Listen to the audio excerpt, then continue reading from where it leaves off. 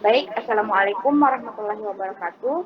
Pada kesempatan kali ini, kami dari kelompok 3 akan mempresentasikan tugas mata kuliah Sejarah Arsitektur Dunia yang berjudul Arsitektur Modern dengan Gaya Bauhaus. Sebelum masuk ke pembahasan materi, saya akan memperkenalkan anggota kelompok saya terlebih dahulu, yang dimana saya sendiri Aulia Mustamin sebagai moderator dan pemateri kelima. Aswar Hidayatul Aqsa sebagai pemateri ketiga, Revaldi Abadi sebagai pemateri pertama, Widya Sutra Madinah sebagai pemateri keempat, dan Nur Umayyah Fatur Rahman S sebagai pemateri kedua.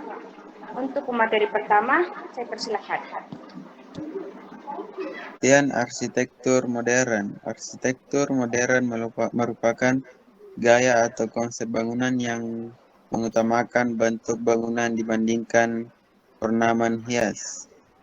Dengan kata lain, estetika desain modern adalah upgrade dari bangunan penuh dekorasi di masa lalu seperti desain gotik dan Victorian. Sebaliknya, desain modern memiliki tema arsitektur yang dibangun dengan material tertentu demi menjamin kesederhanaan dan fungsionalitas sebuah bangunan. Pengertian Bauhaus. Bauhaus merupakan sebuah aliran atau gaya arsitektur yang didirikan oleh Walter Gropius pada tahun 1919. Pelopor internasional style dan mengenalkan konsep form follows function, yaitu bentuk bangunan mengikuti fungsi yang ada pada bangunan tersebut. Bauhaus juga memiliki pengaruh besar terhadap arsitektur dunia.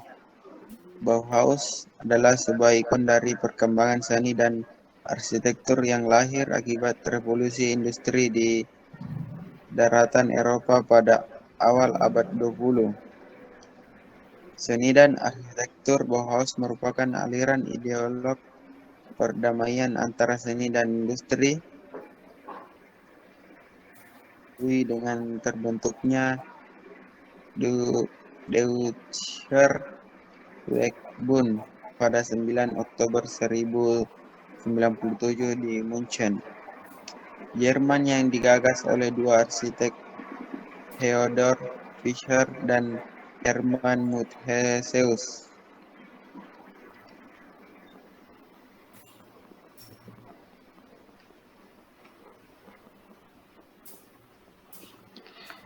Sejarah umum Sekolah Bauhaus. Bauhaus merupakan sekolah seni internasional pertama yang didirikan sesudah First World War pada Republik Baru yang diadakan oleh Walter Gropius pada tahun 1907. Dalam 3 tahun, Gropius berhasil menarik lingkungan besar seniman avant-garde kepada Bauhaus, semuanya yang secara internasional sudah dikenali. Daftar nama guru pertama yang dinamai Meister di Bauhaus memang mengesankan, yaitu Lionel Veneger, Johannes Itten, Wassily Kandinsky, Paul Klee, Gerhard Marx, dan Oskar Schlemmer.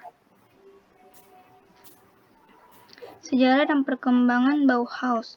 Pada tahun 1919, perekonomian di Jerman sangat kacau setelah Perang Dunia yang menguras segenap kekuatan Jerman.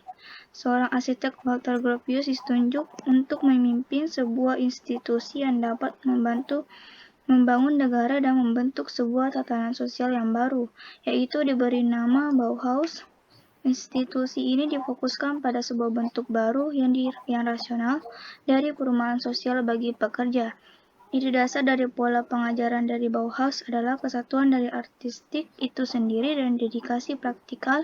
Setiap siswa harus menyelesaikan pelajaran pengantar sebelum dia dapat memasuki sebuah workshop yang dia pilih sendiri. Ada beberapa tipe workshop yang disediakan, yaitu metal, tipografi, seni lukis gelas, pahatan mebel, pekerjaan 3 dimensi, dan lain sebagainya. Salah satu prinsip dasar desain Bauhaus adalah gagasan atau kebenaran pada bahan, di mana material digunakan dalam keadaan paling alami dan tidak dipernis. Desain Bauhaus menggunakan bahan modern awal abad ke-20 seperti kaca, baja, plastik, dan kayu lapis. Karakteristik gaya Bauhaus. Karakteristik utama gaya Bauhaus ditandai dengan kurangnya ornamen yang norak dan fokus pada garis bersih yang mengurangi bentuk menjadi elemen esensialnya. Desain, seni, dan arsitektur Bauhaus sering menampilkan bentuk geometris sederhana seperti lingkaran, kotak, dan segitiga. Adapun tokoh mantan direktur Bauhaus secara umum, yang pertama ada Walter Gropius, yang lahir di Berlin, Jerman 18 Mei 1883, 5 Juli 1956. Walter Gropius adalah anak lelaki seorang arsitek berhasil, seorang di antara arsitek dan pendidik paling penting abad ke-20. Gropius mendapatkan latihan profesionalnya di Munich. Sesudah setahun perjalanan lewat Spanyol dan Italia, dia menghubungi kantor Peter Behrens, arsitek Eropa, hari yang paling penting di Berlin. Yang kedua ada Johannes Itten, yang lahir di antara Southern Lindern, yaitu di Bern, Oberland di atas 11 November 1888. Johannes Itten adalah anak lelaki seorang guru dan dia berlatih sebagai seorang guru sekolah pokok di institut yang melatih calon guru di Bern. Sesudah secara singkat mengajar sekolah dasar, Johannes Itten melewatkan semester di Geneva École des Beaux-Arts di Genf, sebelum mengambil diploma di ilmu plastik dan ilmu pengetahuan untuk mengajar menengah sekolah. Yang terakhir ada Ludwig Mies van der Rohe, lahir di Aachen, Jerman pada 27 Maret 1886. Sesudah berlatih dengan bapaknya yang merupakan seorang tukang ahli batu, di umur 19 dia pindah ke Berlin, di mana dia bekerja untuk Bruno Paul, seni nouveau arsitek dan mebel perancang. Di umurnya yang ke-20 dia mendapatkan jabatan mandiri pertamanya untuk merencanakan rumah bagi seorang filsuf, Alois Riel. Baik, untuk materi yang terakhir yaitu adapun contoh bangunan dengan gaya Bauhaus. Yang pertama, Bruno Haus, 3 Strauss Street by Ziv Heller, 1933, yang dimana rumah ini dibangun pada tahun 1933 oleh arsitek yang bernama Ziv atau Wilhelm Heller dengan 3 lantai yang berfungsi sebagai rumah bagi para guru sekolah Balfour di seberangnya. Kliennya bernama Bruno Boas dan Joseph Schwab dari Tel Aviv Building Company. Oleh karena itu, bangunan ini juga dikenal sebagai rumah Boas Schwab Wilhelm Heller, lahir di Gliwice, Jerman, dan belajar di TU dan Darmstadt, Frankfurt, dan Leipzig sebelum membuka kantor arsitekturnya sendiri pada tahun 1914.